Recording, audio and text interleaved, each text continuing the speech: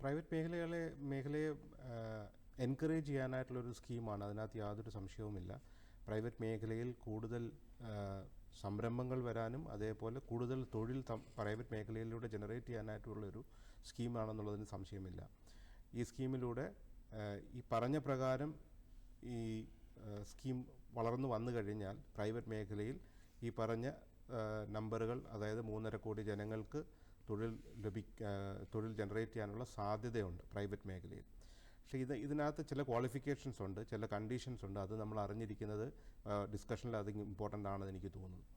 ഒന്നാമതായിട്ട് ഇവിടെ government promise ചെയ്യുന്നത് ഒരു സ്കീമാണ്. ആ സ്കീമിനകത്ത് ഒരു 3000 രൂപയാണ് ഒരു എംപ്ലോയർക്ക് നൽകാമെന്ന് പറയുന്നത്, 2 വർഷമോ 4 വർഷത്തേക്കെന്നോ എന്ന് പറയുന്നത്.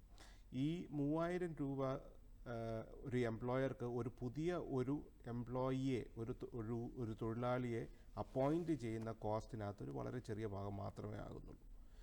അതേപോലെ തന്നെ ഒരു എംപ്ലോയർക്ക് പുതിയൊരു എംപ്ലോയിയെ വെക്കണോ അതോ അതിനു പകരമായിട്ട് ക്യാപിറ്റൽ ഇൻറ്റൻസീവായിട്ട് AI ബേസ്ഡ് ആയിട്ടുള്ള പ്രൊഡക്ഷൻ കൊണ്ടുപോകണോ എന്നുള്ള തീരുമാനത്തിനകത്ത് ഈ വളരെ ചെറിയൊരു റൂൾ മാത്രമേ ഈ എമൗണ്ടിലൂടെ ഡിസൈഡ് ചെയ്യപ്പെടത്തുള്ളൂ.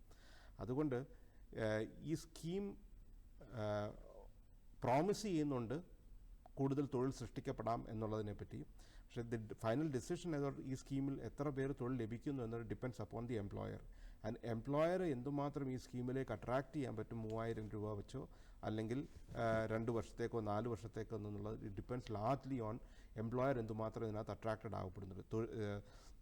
ചെറുകിട സംരംഭങ്ങൾക്കാണെങ്കിൽ പോലും 3000 രൂപ ഒരു എംപ്ലോയർക്ക് കിട്ടുന്ന സബ്സിഡി എന്ന് പറയുന്നത് 3000 രൂപയാണ്. ഈ 3000 രൂപ അയാൾക്ക് വരുന്ന എംപ്ലോയർ, ഒരു പുതിയൊരു എംപ്ലോയിയെ അയാൾ എംപ്ലോയ് ചെയ്യണം. 15000 രൂപ എന്ന് പറയുന്നത് ഒരു വൺ ടൈം പേയ്മെൻ്റ് ആണ് എംപ്ലോയിക്ക് നൽകുന്നത്.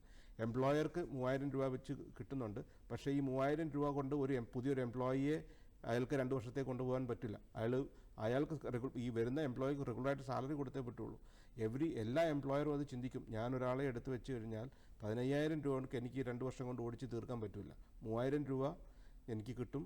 പക്ഷേ ആ 3000 രൂപ വെച്ചുകൊണ്ട് പുതിയ ഒരു തൊഴിലാളിയെ എനിക്ക് വെച്ച് കൊണ്ടുപോകാൻ പറ്റും. That is one question. രണ്ടാമതായിട്ടുള്ള പ്രധാനമായിട്ടുള്ള ക്വസ്റ്റ്യൻ എന്ന് പറഞ്ഞു കഴിഞ്ഞാൽ, ഈ എംപ്ലോയർക്ക് ഒരു പുതിയ എംപ്ലോയിയെ അപ്പോയിൻറ്റ് ചെയ്യണമെന്നുണ്ടെങ്കിൽ അയാൾ കൂടുതൽ പ്രൊഡ്യൂസ് ചെയ്യണം, അയാൾ കൂടുതൽ ഔട്ട്പുട്ട് ഉണ്ടാക്കണം. ഈ ഔട്ട്പുട്ട് ഉണ്ടാക്കുന്നതിന് ഈ ഫൈനലായിട്ട് അതിനൊരു ഡിമാൻഡ് ക്രിയേറ്റ് ചെയ്യപ്പെടണം. ഈ ജനറേറ്റ് ചെയ്യപ്പെടുന്ന ഔട്ട്പുട്ടിന് ഡിമാൻഡ് ഉണ്ടെങ്കിൽ മാത്രമേ പുതിയ തൊഴിലവസരങ്ങൾ സൃഷ്ടിക്കപ്പെടാൻ പറ്റുകയുള്ളൂ. ഗവൺമെൻറ് സ്കീം കൊടുത്താലും ഗവൺമെൻറ് ഇൻസെൻറ്റീവ്സ് ക്രിയേറ്റ് ചെയ്ത് കഴിഞ്ഞാലും എംപ്ലോയർക്ക് അയാളുടെ പ്രോഡക്ട്സിനകത്ത് ഡിമാൻഡ് ഇല്ല എന്ന് കാണുന്നുണ്ടെങ്കിൽ, അയാളുടെ സർവീസസിനകത്ത് ഡിമാൻഡ് ഇല്ല എന്ന് കാണുകയാണെന്നുണ്ടെങ്കിൽ അയാൾ ഈ പദ്ധതിയിലേക്ക് അട്രാക്റ്റ് ചെയ്യപ്പെടാൻ സാധ്യത കുറവാണ്. അപ്പോൾ ഈ സ്കീമിനോടൊപ്പം, ഈ സ്കീം കുറച്ച് കാണുകയല്ല, പക്ഷേ ഈ സ്കീമിനോടൊപ്പം തന്നെ ഡിമാൻഡ് ജനറേറ്റ് ചെയ്യപ്പെടാനുള്ള കാര്യങ്ങളും കൂടുതലായിട്ട് ജനറേറ്റ് ചെയ്യപ്പെടും. അതായത് ഇൻകം ഇംപ്രൂവ് ചെയ്യാൻ, വേജസ് ഇംപ്രൂവ് ചെയ്യാനായിട്ട്, ഇൻകം ജനറേറ്റ് ചെയ്യുന്ന, അതായത് പൊതുവേ നമ്മുടെ നമ്മുടെ തൊഴിലാളികളുടെ കയ്യിലും അതുപോലെ ഉള്ള ആൾക്കാരുടെ കയ്യിലും പണം എത്തിക്കുകയും അതിലൂടെ ഒരു മാനുഫാക്ചറിങ് അതുപോലെ സർവീസസിനകത്തുള്ള ഡിമാൻഡ് ജനറേറ്റ് ചെയ്യപ്പെടുമ്പോഴാണ് ഇതുപോലത്തെ ഒരു സ്കീമിൻ്റെ ഫുൾ പൊട്ടൻഷ്യലിലേക്ക് അത് എത്താൻ കഴിയുക. അതാണ് രണ്ടാമത്തെ വറി ചെയ്യേണ്ടതായിട്ടുള്ളൊരു ഇഷ്യൂ. മൂന്നാമത്തെ വറി ചെയ്യേണ്ടതായിട്ടുള്ളൊരു ഇഷ്യൂ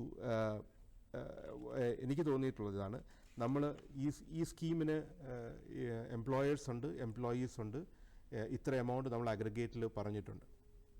ഇതെല്ലാവർക്കും ഒരുപോലെ ലഭിക്കുമോ? ഇത് ആർക്കാണ് ഇത് ഏത് എംപ്ലോയർക്കാണ് കൊടുക്കാൻ പോകുന്നത്? ഏത് എംപ്ലോയിയാണ് ഇതിനകത്തുനിന്ന് ബെനിഫിറ്റ് ചെയ്യാൻ പോകുന്നത്?